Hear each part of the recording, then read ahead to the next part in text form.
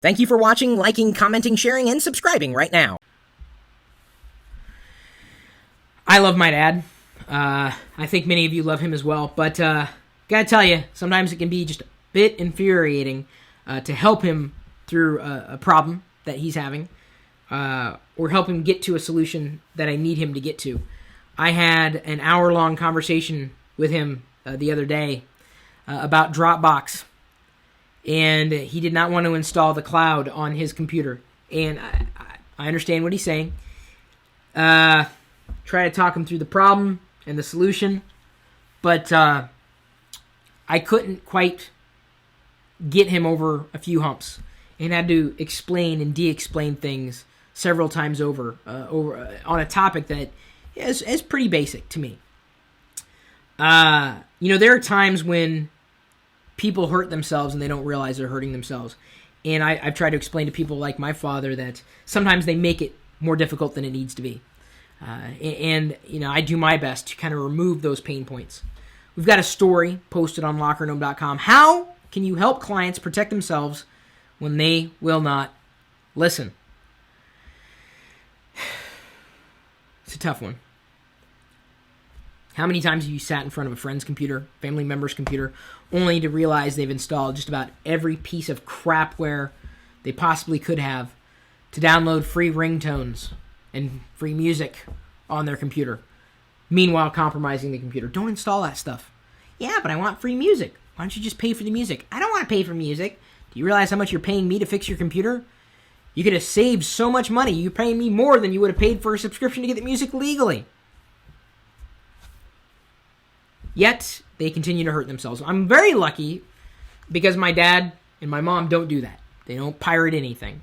They don't download anything to a fault other than through vetted app stores. I'm very grateful for that. How do you help people protect themselves when they won't listen to you?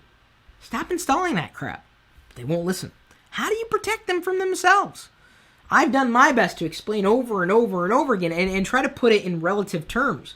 Again, going back to the free music example, you can spend $10 a month minimum, or maybe $5 a month minimum to get music legally.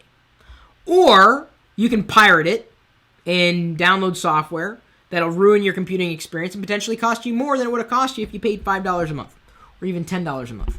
You pay for a computer technician who knows what he's doing, or she, and it will probably cost you more than the music access. So at which point, why did you pirate? Why did you ruin your computing experience? I know what I'm doing. Really? You've never been infected with spyware or junk that you installed on your computer because you were trying to circumvent the system. You were trying out a hack, a crack, a serial, whatever. How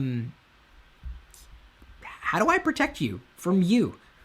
Or do I just let you do your thing until you get in trouble and then you realize, something's wrong? Well, you got to put yourself in that situation. I could bail you out, but it'll cost you. How much is it going to cost me?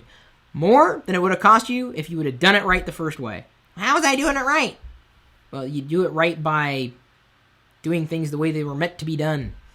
Piracy generally is not a way things are meant to be done. And I'm guessing as the proliferation of app stores, whether we're talking app stores on a desktop or a mobile experience, as they continue to become more popular and widely used, the amount of infections, spyware, junk, and malware should dramatically decrease on computing experiences, mobile or desktop.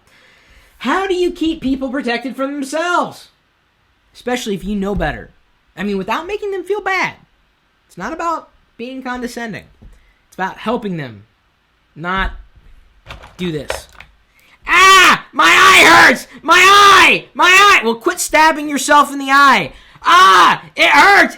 Okay, stop stabbing yourself in the eye, sir. Ah! I can't! Why can't you stab yourself in the eye? Because my arm's moving. Are you moving your arm? Yeah, I'm moving my arm. Well, stop moving your arm. I can't. Why? Because I have to stab my eye.